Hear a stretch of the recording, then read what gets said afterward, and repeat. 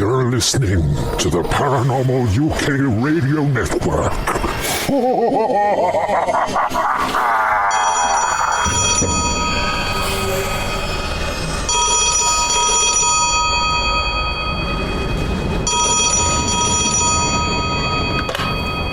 Hello?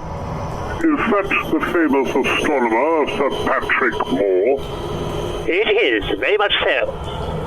Any news on the space front? Quite so. Elon Musk has just designed and developed 5 gigantic, state-of-the-art rocket ships. All members of Parliament, along with the American Senate, have first-class tickets aboard them, you see. They're told they're going to the moon. Told? Where exactly are they going, Sir Patrick? The new anomaly discovered recently astronomically. A huge black hole.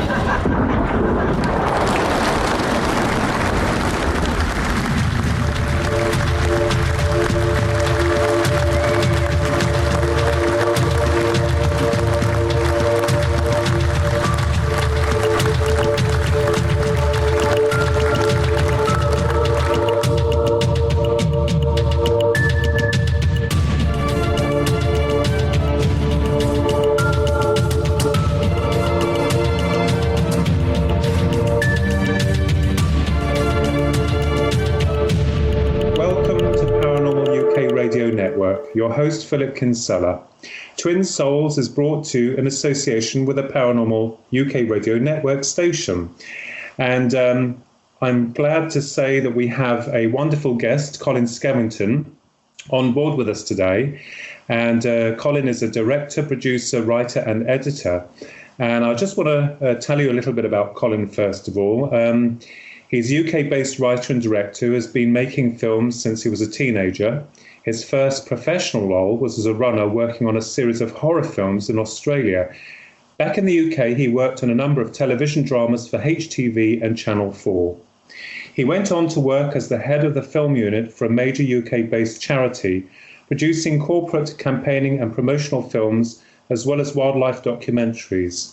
He has created several television formats, including In the Dark, hosted by Julian Clary, which piloted with ITV in the UK and sold to 39 territories, and wrote scripts for the BBC Two entertainment show Full House with Francine Stock, Simon Cowell and John Sessions. Colin started Moonwatcher in 2006 and has since worked for a range of commissioning bodies. He has become known for producing hard-hitting and thought-provoking social issue dramas, including Unbeatable, Our Secret World and Last Lips. The Lossen reflects Colin's love for telling a challenging story. Welcome on board, Colin. Thank you, Philip. Good to be here. And good to have you on board with us as well. I know that you've written, directed and produced a film called The Lossen. But before we get into that, tell us a little bit about yourself, Colin, about how you got involved in television. Well, I've always been interested in films ever since I was a child, actually. I remember the first film I ever saw at the cinema was Snow White. I was probably about 4, I think, and I was absolutely fascinated by how it was done. And it was, I mean, obviously I enjoyed the film, but it was this idea of how did this happen? How did they make it happen? And I always remember as a kid, I was always interested in what was going on inside a toy. So inevitably, I'd usually take it apart to see what was going on inside it. And of course, I'd never be able to get it back into as it was, that always the springs would come out and goodness knows what. So I was always in trouble for that. But I always had this interest in what makes things tick. And so I started making films when I was about 13, 14. And my grandmother, well, after my grandfather died, he got a Super 8 camera and I just went out and kind of experimented making my own films. And I grew up in a village and, friends would come and help me. And I kind of learned a lot just doing it, really. So it's kind of like I knew stuff about it. I had this kind of inner knowledge about it.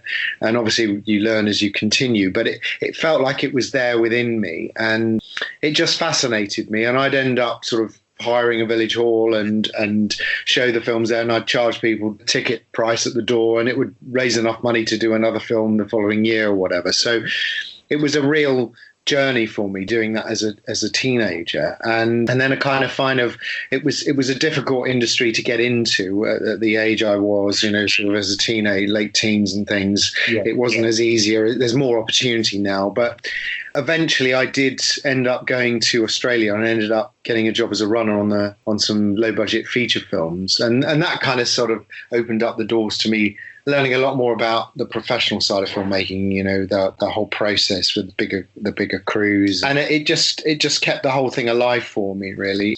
But sort of moving forward, I've made a whole range of films over the years, particularly some things like social issue dramas, because I'm interested in what makes people tick. So that's part of me, really. It's not just what makes a film work. It's also I'm fascinated with people, and of course, ultimately, I'm fascinated in the world we live in and spiritually the world beyond. It fascinates me. Where do we come from? Why are we here? So these are the questions that they're kind of natural to me and have been for a long time, really. And the Lossen, moving on to that, is a short film that we premiered in January in the UK, and it really is about it's a supernatural tale about following your dreams and being true to yourself, really. So it's got quite a deep message, but a very important message for our times, I think. And we've started to spread the film out slowly, and we're just getting the most amazing feedback from people. So it's clearly resonating with people, which is wonderful. Yes, and it certainly resonated with me and my family, because we went to go and see it in your esteemed company. And I have to say, it's one of the most amazing films that really does leave you thinking. And it also addresses these key issues of what happens to us after we die, and about life also. And I know that your film kind of like takes the key points, because I think that most of the time in our lives, we do tend to step back and think, what would happen if I had done this, or what would have happened if I'd done that? And yet you didn't have the chance to do that. So your film, The Lossen, Colin, is absolutely incredible. And do you want to tell us a little bit, not giving too much away, about the idea behind The Lossen, your film? Absolutely. Yeah, the story is basically it's a 26-minute film, but it has a lot in it. We've had people say to us that it's really like watching a feature film in half an hour, and it really takes you on a roller coaster of a journey. Basically, the story is it's set in the UK. It's in a little village in the middle of the night. Suddenly, the Grim Reaper walks up the path. It's 8 foot tall. It walks up to the path of this woman's house, bangs on the door, wakes her up, and she comes down the stairs very precariously as the banging gets louder and louder, and eventually she plucks up the courage, opens the door, and she's confronted by this looming figure with its scythe, the figure we know is the Grim Reaper. Clearly it's come for her, but there's actually a complication in her being taken at that particular moment, because she hasn't fulfilled her dream. And she had always thought she'd fulfilled her dream, but actually she didn't. So really the Lossen's actually a character that comes into the film, and effectively the Lossen is the agent of death for the Grim Reaper, and he is a character. He's an unusual character. He's got a charisma, but we don't know where he comes from. And he takes Sylvia, the woman, on this journey to the moment she lost her dream. And of course, as I said before, she'd always felt she'd fulfilled it, but she hadn't. So for her, it's a real testing moment for her, and it basically looks back over her life where she'd perhaps been given opportunities to take that journey, and of course she didn't. And really, ultimately, with the film, there are two themes in the film, really. The one is that death is not what you think it is, and that's very much in the film, because a lot of people have seen it now, and one of the most common things that people say to me is, it's not what you think it is. They watch the film, they have a sort of an idea of what it might be, but it turns out to not be what they think it is, and that's kind of good, because it's exactly the theme of the film. And the second thing is that it's about living in our hearts and not in our heads. And that really is an important aspect of the film. Effectively, that it's saying that our hearts really know what we are, what our journey is. We just know instinctively. There's a kind of deeper feeling of knowingness. We just know. But our head will often tell us all kinds of things, why we shouldn't do something. And really, to me, the head is effectively our programming. It's the part of us that's been programmed by maybe our upbringing, by our parents, our society, teachers. You know, there's all kinds of things, that expectations of us, that we're meant to be this, we're meant to do that. And as time's gone on through particularly in the West, it's become a very material world that we live in. People are often judged about the kind of car they drive, the sort of house they live in, that kind of status thing. But actually, is it really what they want? Is that really important? Or is it actually being true to yourself that's more important? And these are the questions that really come up in the film. And especially, I think, because of this is the kind of final moments in this character's life. What are the most important questions for us at that point in our life? You know, are we fulfilled, or are we leaving this life with regrets? And for me, I think it must be the most awful thing to leave, not being yourself, really, and not living according to your heart. Yeah, I really, one of the things that really struck home to me about your wonderful film, The Lossen, was also the special effects and also the way that the characters interwove with one another. And it definitely is something that draws very close to your heart. I mean, as you know, I like you, have a great belief in the afterlife, and that we have certain choices on this path. And there are a lot of people on this planet who do feel unfulfilled, that they haven't completed their potential. And I feel that this film will open up a larger part of their mind or their consciousness to the fact that it's like saying it's okay, it's fine, because, you know, we can only do what we can do. But at the same token, the film also inspires you to go and do those things that you didn't think that you could achieve. So that to me is one of the main messages that I got from the film. Definitely that it resonates with everyone, even for those people that don't really have much of an understanding about an afterlife, because you've made the film in a slightly comical way as well, which I found really quite beautiful. Yes. I mean, to me, the humor was really important because, you know, sometimes you know, the humor lightens it. I mean, it is a very, you know, it's a very serious subject in one level, of course, but it's also a subject where we are turning our perception of death on its head in the film. We're saying it's not what you think it is. We're saying there's more to this experience we have here on Earth than we perhaps realize. And I think one of the things is that we do know within us, we know in our hearts what we're meant to be and in life, or what we're meant to do in life. I just feel that there's a place for everyone. Everyone has a role to play on this planet. I do feel we come here with a purpose.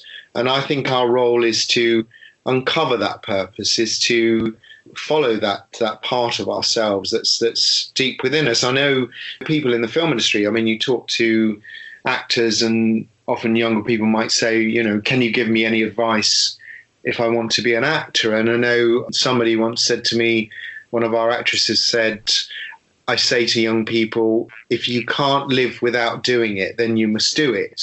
Because effectively, you can't just become an actor on a whim. It's got to be deep within your DNA, because it's the kind of role where you're going to take a lot of rejection. It's going to be quite tough. But if it's within you and it's your destiny and what you're meant to do, then of course you've got the drive to keep doing it. And I feel with me sometimes, you know, I think, you know, I've had to follow my life in a very unusual way. In a way, it's not conventional. But, you know, sometimes I've thought to myself, am I completely mad and insane, or am I doing what I'm meant to be doing? And, you know, when I see the result of people watching The Lossen and the feedback, I kind of think, yeah, this is what I'm meant to be doing. And I feel I am meant to be communicating messages to audiences that will open them up to a new way of looking at things. And of course, in The Lossen, we're not actually asking anyone to believe anything. There's no set way of believing something in The Lossen. It's effectively, it's how you perceive it. And that's really what storytelling is about. It's your perception of it. So whatever you feel is valid for you. And that to me is really important. It's not about making judgments. I think there's too much judgment on the planet. I think people are too readily want to assess somebody and make a judgment, of course. But a judgment is you perceive someone from your perspective. And the most difficult thing, I think, for a lot of people on this planet is empathy. And empathy, I found, is quite lacking in a lot of situations on the planet. And you've really got to be able to put yourself in someone's shoes to understand what they're about, which is why we shouldn't really judge people, because we just don't know what their journey is.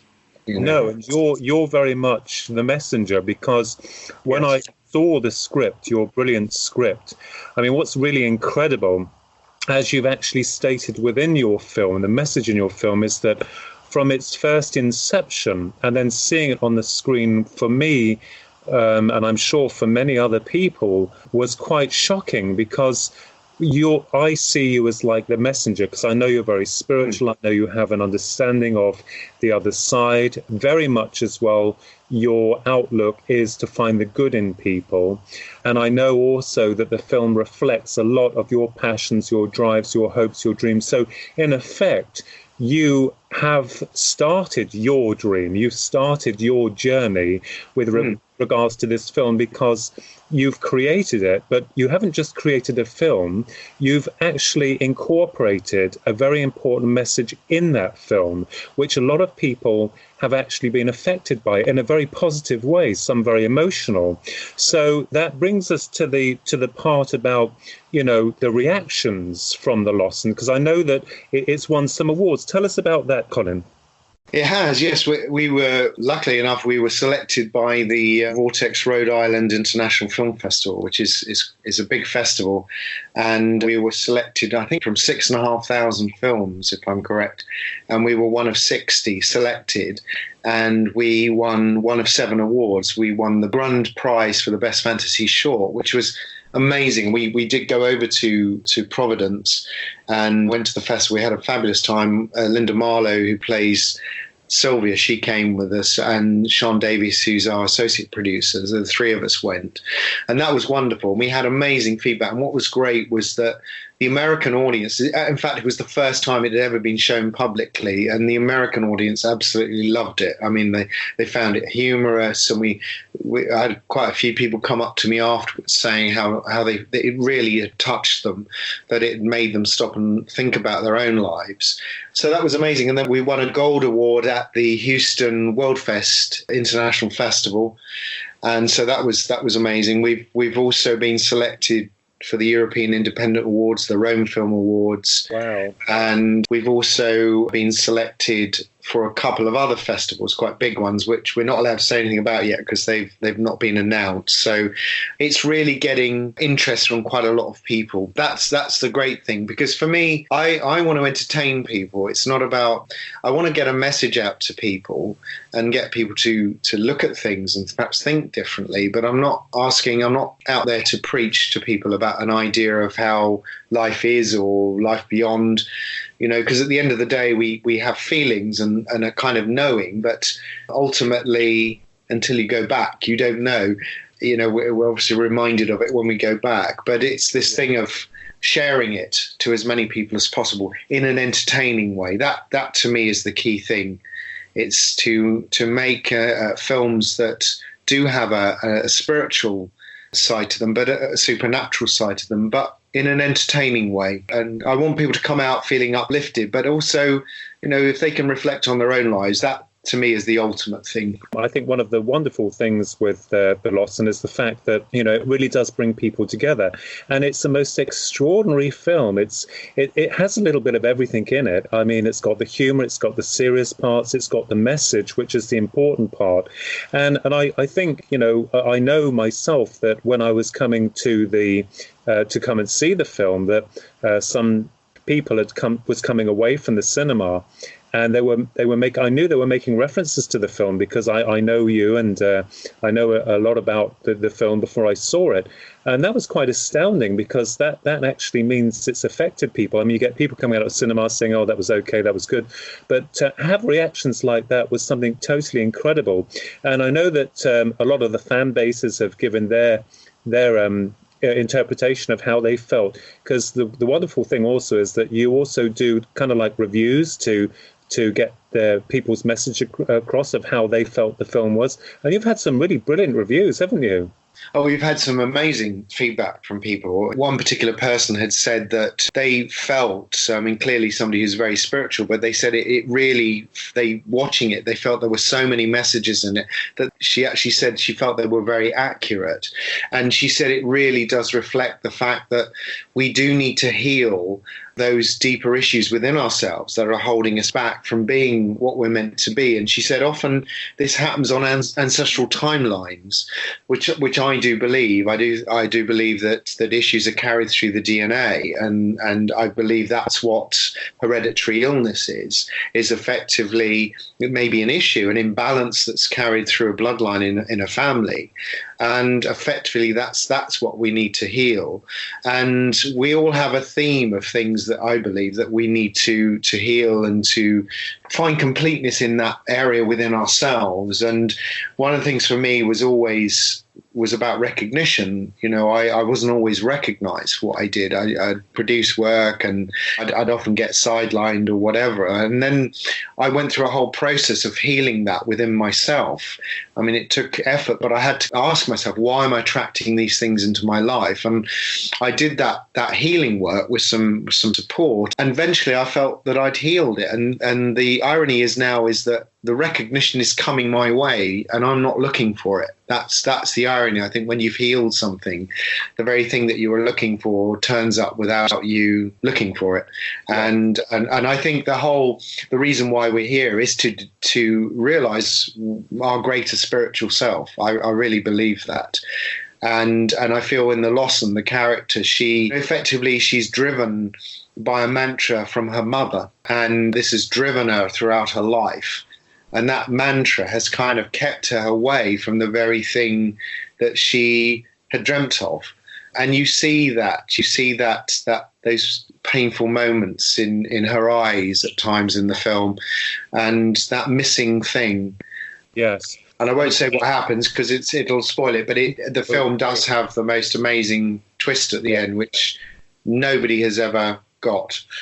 Oh, it's amazing, really. And, you know, I've had experience of past life regression myself, and also life between lives regression. Effectively, you're regressed in between lives, and it gives you, interestingly, a theme of you and what your journey is. And, you know, I always say to people, because I don't want people to just believe anything from my perspective. It's really down to individuals. You know, some people will say they completely don't believe in an afterlife or they don't believe in past lives, and that's where they are. I'm not saying that what I believe is correct. Ultimately, it's down to us as individuals. But the one thing I do say to people is don't be afraid to explore it, because I think it's like if you're a scientist, you've got to actually go out and have some experiences or do some experiments in order to find it. And you can do that by having those experiences and see where you go from there, basically. But I do believe that a lot of healing can be done when you understand more about who you are and what your journey is. I think you can kind of find a bit of release from that and those imbalances and find some peace from it. So I feel the Lossen, for me, I hope that it will, you know, it's entertaining. It certainly entertains people, but I hope that it will allow people to perhaps just stop and think and consider, well, why are we here? Because ultimately, for me, it is the question. It's the biggest question. Why are we here? And I do feel in our society, particularly in the West, I think there's a great fear of death. And I think that death is something that, you know, somebody said to me the other day, well, death is really the last taboo. Most people don't really want to talk about it. But it is something that comes to all of us and affects us in our lives. And I do feel we need to explore it more and talk about it more. and I don't think there's probably enough of that going on. So hopefully, if the Lossen does start some dialogue with people, then to me that would be great. May I ask also, did you feel guided yourself to write this? Did you feel in any way that there was some alternative energies or people called spirit guides, angels, helping you with this project? Did you in any way feel that this was the case? For me, there was something definitely going on. I'd really wanted to produce a film that would reflect the kind of storytelling that I want to do. A lot of the work I've done has been commissioned, so I'm working with commissioning bodies and people who, you're working within their framework. And so you want to be as creative as you can within that framework. But then I thought, this is something I want to do. This is how I want to produce a film or create the kind of film I want to make. So I kind of just said, I need an idea. And it wasn't long. It was probably a week afterwards. I had, and I've said this to people before, that I had a daydream. And I basically, in the daydream, saw the opening of the film. I saw the Grim Reaper walking up the path, banging on the door. The whole, as I see it on the film now, is exactly as I saw it in this daydream. And when the Lossen appears, a lot of the dialogue, I remember hearing the lines. It was really quite full on, actually. But I didn't know what Sylvia's dream was. I had no idea. And I basically, I thought, well, I'm just going to leave it because I don't want to force it. I always think when you're being creative, you don't need to push things. You just need to listen to your intuition, listen to your heart and say, well, there's a time to write, there's a time to leave it alone. So I left it for about 4 months. And then eventually I went off for 2 weeks and I spent a week in a tiny little village, miles from anywhere, and I'd go for walks and I'd talk into a dictaphone, just coming up with basic ideas or storyline ideas, and I did a whole week of that. Yeah. And then eventually I got the story, and then the following week I wrote the script, and I was very regimented in how I did it. I'd do so many pages a day, and I'd work through it. But I have to say that for me, there were times when I read the scripts back, I can't actually remember writing some of the lines. That's the weird thing for me, is they surprised me, and I know I wrote when they came through me because there was nobody else around and they were on the paper. So that was kind of quite unusual. That was quite strange. Also, it did affect me very emotionally. The film, when I was writing the end of the film, it really affected me. So I feel in a way I sort of was having the same experience that perhaps the audience get from it now when they watch it. Yes. Because often, as a filmmaker, because you know it so well, you never get the same experience really that the audience does. So for me, the only time I've probably really felt that is when it was coming through. So I would definitely say yes, there was something else going on. It felt to me like it was coming from somewhere else. So you also had this really amazing ability of getting hold of the actors that you wanted as well for the parts in the film. Yeah, I mean, it was incredible because one of the lead actors, Sean Knopp, I'd worked with Sean before, and I just saw him in my daydream as the Lossen. I just saw him there and I knew exactly that he was the person to play it. And he read the script and absolutely loved it. We got to Linda Marlowe, our lead actress who plays Sylvia. Linda is a very highly respected actress in the UK. She's been acting since the 60s, I think, early 60s, and she's been in the most amazing films and television. She was in Tinker Tailor Soldier Spy in the movie, and she was in Terence Davies' film The House of Mirth, and she'd been in a lot of television here. She was in The Saint with Roger Moore in the 60s, and she read the script on the Friday and she said yes by the Sunday. She absolutely loved it. Wow. And there was kind of a lot of serendipity with the film, how people would turn up. Tom Linden, who wrote the music for the film, he happened to move to the village where I live, and he was at a Christmas party. And somebody said to me, have you met Tom and his wife? And I said, yes, I have. And they said, do you know what he does? And I said, no, we didn't talk about work. And they said, oh, he's a film composer. So we got chatting and I asked him to read the script and he absolutely loved it and said that he would really love to write the music. And he's written music for feature films. He's a very accomplished film composer.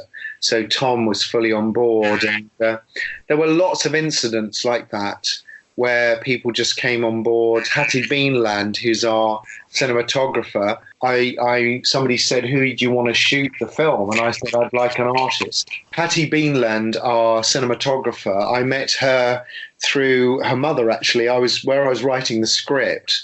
There was a knock on the door, and I opened the door, and this lady was there, and we got chatting.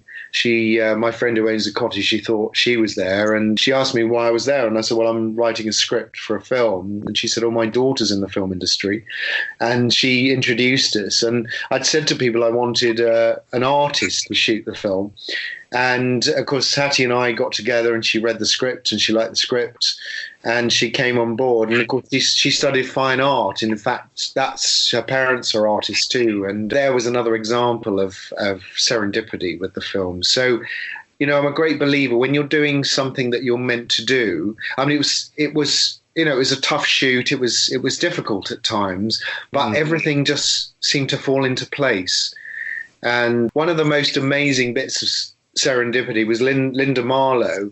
She was appearing in a British television series, which is very well known here in the UK, called EastEnders.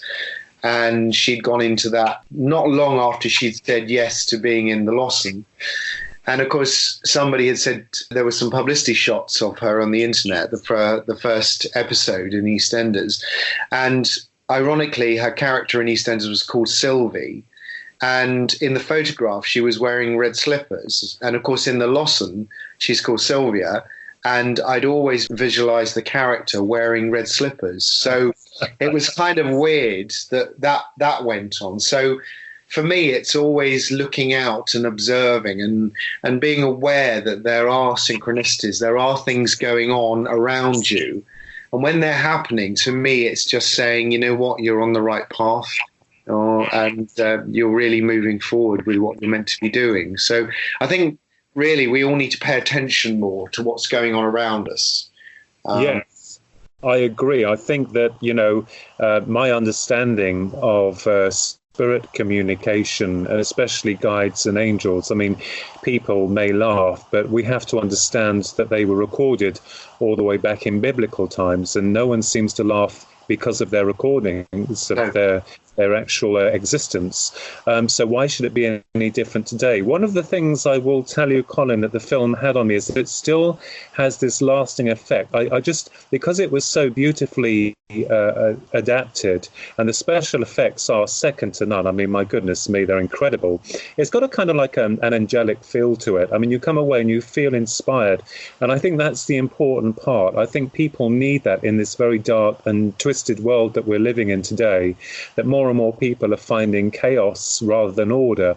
And I think your film is kind of like trying to gently coax them back into the knowledge that it's okay, it's fine. It's never too late to find your dream. It's never too late to execute what you would love to do, young or old. Absolutely, I totally agree with you, and I think especially as you say in these difficult times, I think, you know, people will say there's a lot of turmoil, but for me, I believe we are moving into a different era. Things are changing, and I feel that there is an awakening going on within all of us.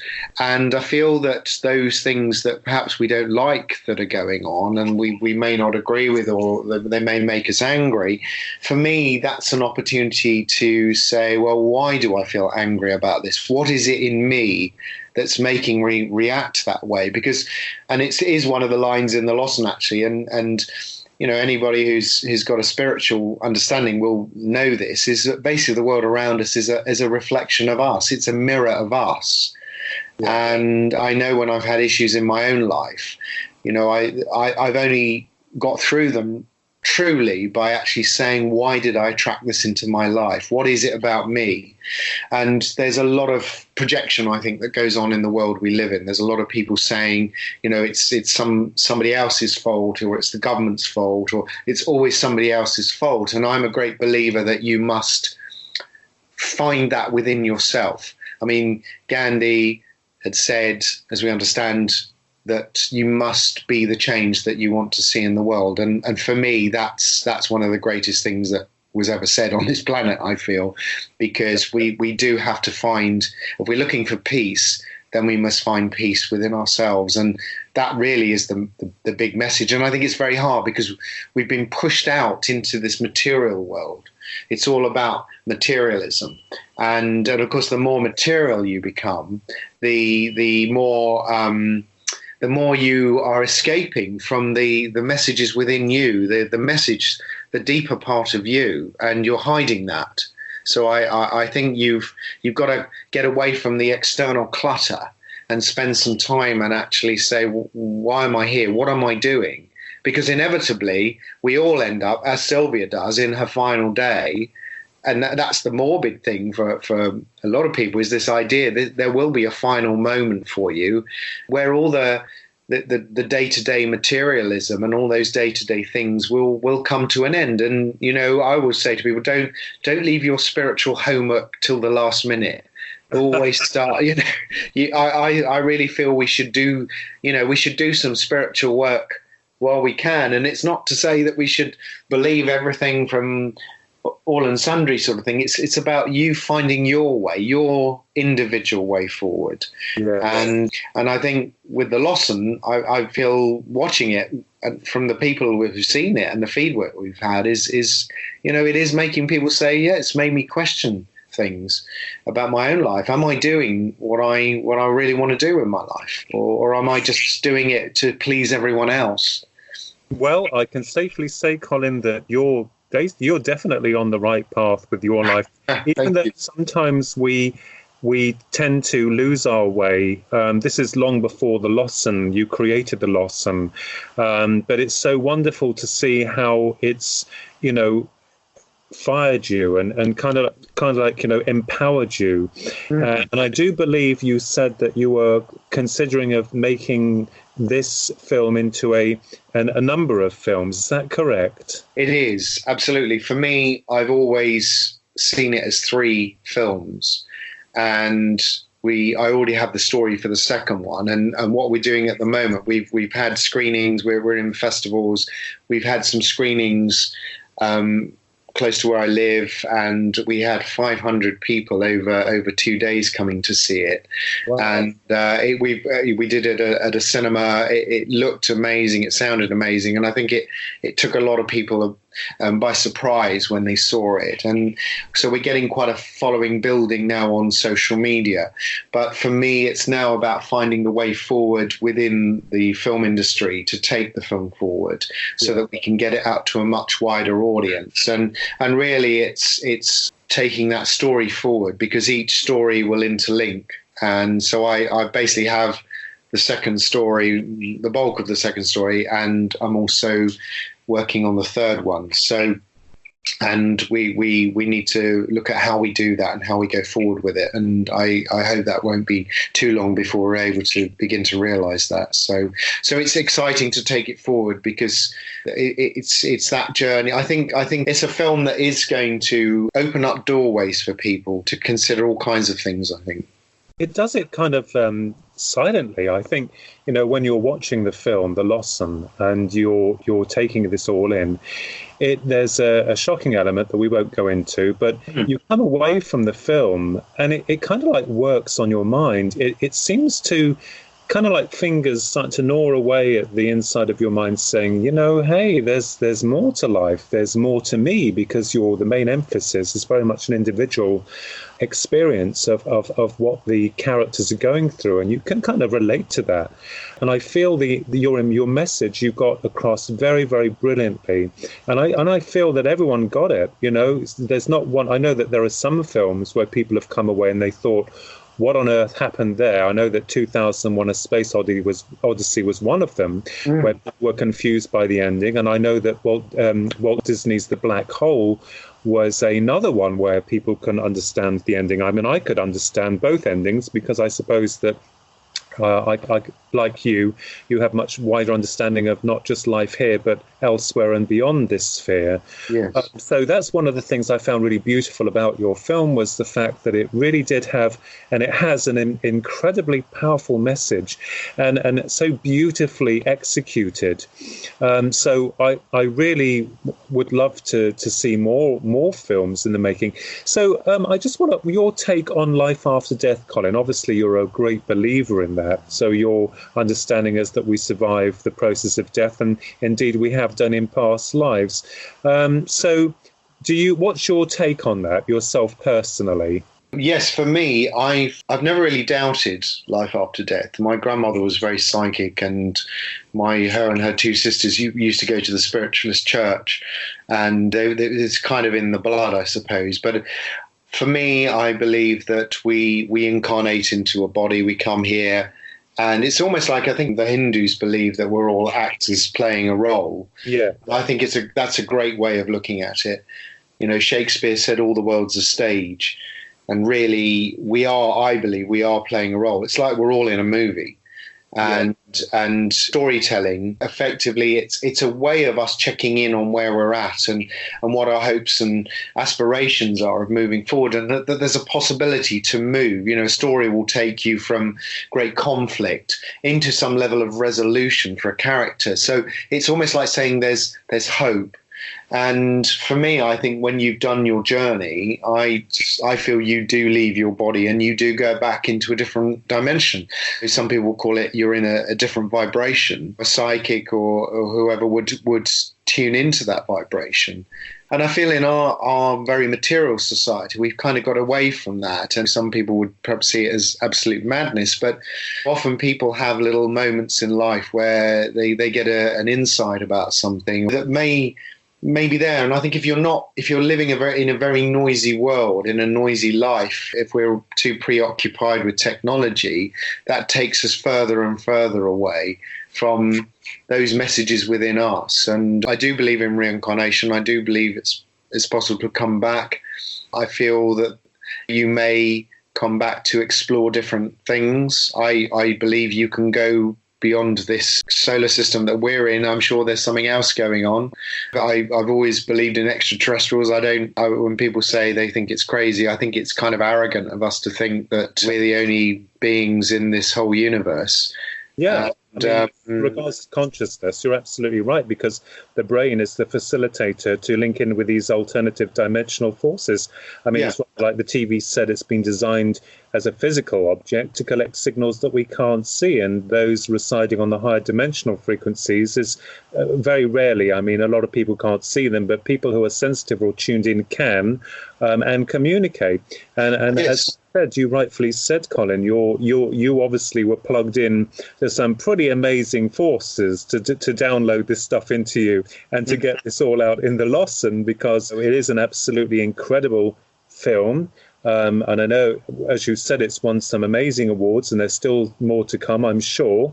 And you know, the music as well is something that I found really very beautiful. As you said, it's very strange, the synchronicities that occurred, not just within the production of the film and people coming your way or you linking with them, but also the music, how the musician was basically at your table, as it were. Oh, it's incredible. I mean, Tom, it was wonderful working with Tom, because he just completely understood what it was about. And it was almost like a lot of it between us was kind of unspoken. There was just kind of a knowing, and he just knew.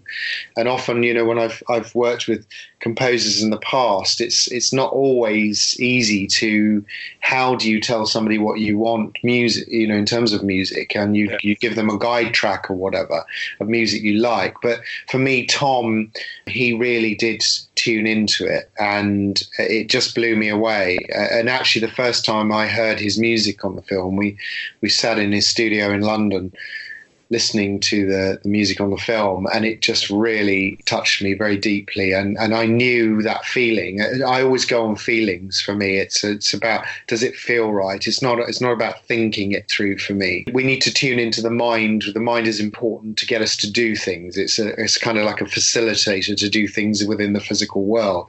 But I feel the heart is the thing that's the truth. That's that's our kind of guide in a sense, where we know what we're meant to be doing. And I just feel we've lost. I feel one of the things we've lost the ability as humans, as we become adults, we've lost the ability to play. And I feel to be creative, you need to play, and you need to enjoy that ability to play. And often people say to me, when I'm working with actors, they say, what's the role of a director? And I always say it's to make an actor feel safe, because when they're safe, they can explore without judgment. So they may bring something to that character that I've not understood or got.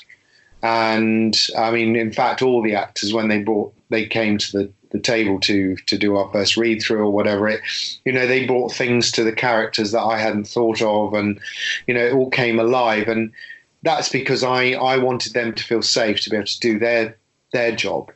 Yeah, and to me, that's really, really important. And again, this is the same thing of when you create something, whatever you do, you need to be in a state of play. Allow the mind to just drift.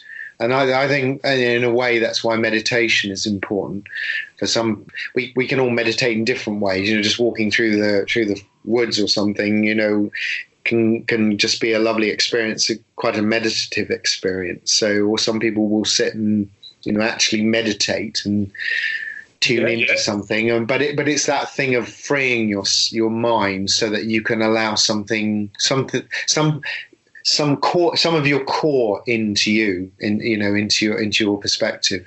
I think that's really, absolutely. And I think that because I see us all as instruments, conscious instruments. Yes. There are some people who the system unfortunately has kind of like programmed completely, dumbed down. It's not their fault. And there are people who are rebellions. They will use their mind to explore these alternative realities. And this is what really gets my boat sometimes, is when someone says, oh, it's the imagination. Well, we have to remind ourselves the imagination is not something that's in a box that you open up and pull something out.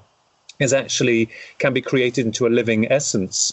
And everything that is imagined can be brought into this reality. And that is something that I find incredible, because belief shapes reality. And I believe that when you have a dream, when you have a passion and you have a drive and your heart really is in it, I feel that these other forces will come in to celebrate with you, to mourn with you when you've been down and low. But I really believe that the drive within us can be so incredibly powerful, as you yourself, Colin, have actually demonstrated with something that started off as a dream is now a reality.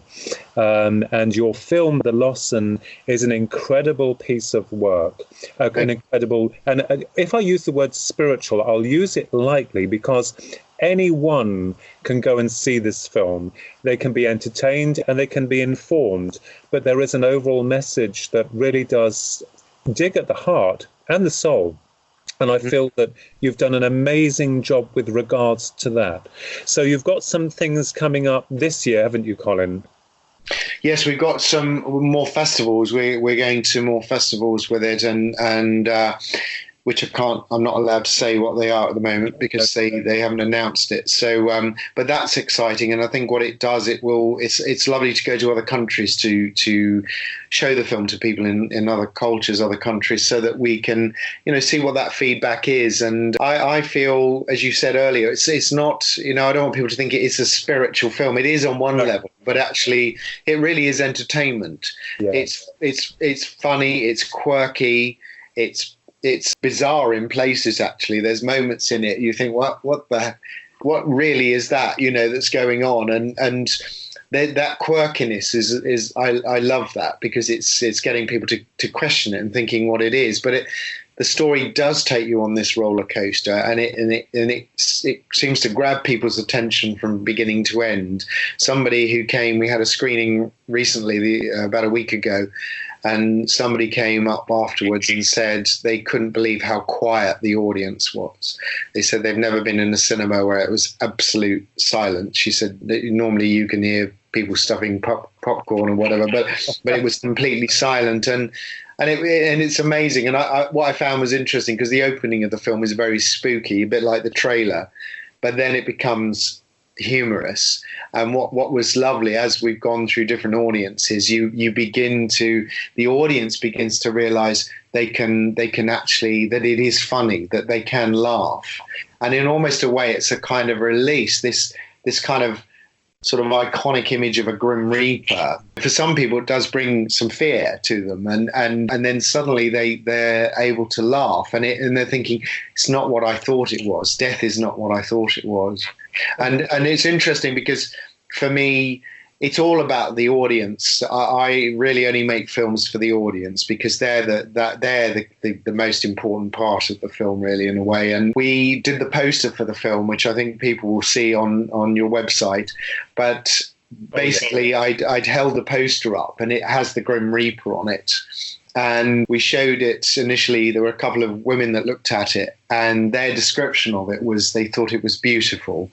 And then 30 seconds later, a guy came up and said, that's morbid. That's really morbid. And I thought how fascinating that the two women could see it as beautiful, and a guy, I'm not saying it's because of male or female or anything, but it was interesting how it was such a completely contrasting view of it. And I feel that's what this is all about. It's about saying, well, whatever it is, if you have a fear of death, you may see it. I mean, I've had so many people say to me, oh, is it a horror film? And of course, on the strapline for the film is "Beneath every nightmare lies a dream," and you have we have all these beautiful particles over the poster, which are quite magical. And I said to somebody, no, it isn't a horror film, actually. And I said, it's actually what it really is hidden in plain sight. So it's almost like saying the poster is saying, look beyond the obvious. It's not what you think it is if you look at the obvious thing. And maybe that's what we do in life. We look at the obvious because it's easy to see the obvious. But the things that are more subtle, which is actually the spiritual world, there's a subtlety to it. It's finer. So you have to look, you have to observe, you have to pay attention more. It's not going to just present itself to you in an obvious way. And I would say to people, the greatest thing is really I learned is to, pay attention to what's going on around you, people, why they're behaving the way they do. How is that about you? Are you projecting on them? When you go out, do you see the clouds? Or do you not see what's going on around you? Do you notice the trees? It's about, I think we should be more observant. And I think as you observe more and you go beyond the obvious, that to me is when you start to really tune in and see the messages and what really is going on around you. Well, I think that, with regards to your wonderful project, you've done what only some other producers and directors and writers are able to do without interference from a lot of other people. Pan's Labyrinth is one of them that was very unique in the sense that very strange, but it's hailed. And I believe that the Lossen will be exactly the same. It seems to be following along that lines where it's so different. People stand up and say, this actually is an incredible film. Thank you. I mean, and I also say to people, I had a lot of people say to me, oh, it's a short film and short films, they have a limited life in a way, and I would say no. I mean, I always point people to, in the UK we have Wallace and Gromit and The Snowman, and they are very successful short films. And for me, it's not about the length of the film, it's actually what's it saying. If it engages you. I mean, people came out and said they really felt like they watched a feature film, and I'm thinking, if you can go on that journey in 26 minutes, why not? Why does it have to be 90 minutes? I'm not saying it shouldn't be 90 minutes, but if you've got a story that will take you on a journey and keep you completely engaged for 90 minutes, fabulous. But I think there are a lot of films around nowadays that, and people say this to me in the industry, there's a lot of padding and we're filling up space, really, when actually perhaps we need to be a bit clever in how we do it. And the irony also, I think, when people say, oh, short films, people don't watch short films. And I'm thinking, well, as we go on in life, we seem to get told that people have shorter and shorter attention spans. So surely a short film is actually better in some respects. So absolutely, I would say to people, don't be put off by short. There are lots of fascinating short films out there, but you probably might watch them once and not really watch them again. But if a film really engages with you, and one of the things we've had a lot of people come out and say after they've watched it is they want to watch it again straight away because there's so much in it. We did have some people come twice to see it, and they said it was like watching a completely different film the second time, because you do know something, obviously, the first time you've watched it, and it gives you a different insight to the second time you watch it. So it does become there's more to it than meets the eye, basically. Well, that's amazing. And that's absolutely incredible. We're coming to the end of our show now. Okay. But can I just ask, how can people get hold of you and this wonderful film of yours? I mean, if people want to contact me, they can go on www.thelossen.com, which is LOSSEN, thelossen.com, and they'll see the trailer on there. There's lots of, I would say, go on the social media channels. They're top right on the website, on the page. There's lots of stuff. There's lots of interviews. But please follow us on Facebook or on Twitter or Instagram. And there's a lot of information. There's a lot of behind the scenes images. There's all kinds of things there. And they can put their email address in there and keep up to date on where the film might be screening in festivals. So they might find a festival local to them where they could see it. Ultimately, it will go either on television or it will go online streaming. There may be a streaming service that hopefully at some point it will go on soon. So there will be an opportunity for people to see it. Brilliant. And then obviously continue. And if anybody wants to contact me, they could come to me through my email address, and it's Colin, Colin .Skevington, Skevington @yahoo.co.uk. So if anybody does want to email me about the film or anything, then I'll be very happy to hear from them. So well, thank you very much indeed, Colin. We wish you the greatest success with the Lossen, and we'd love to have you come back on again in the future to tell us more about what's been going on. And it just leaves me to say thank you to Colin Skevington, for the producer, director and writer of The Lossen, a most incredible film not to be missed. So I would urge everyone, when you hear about this, go out and watch it. Go to the cinema and watch it. It's in your area. Thank you to all our listeners as well. And you've been listening to the Paranormal UK Radio Network, Twin Souls, and we wish you a safe night.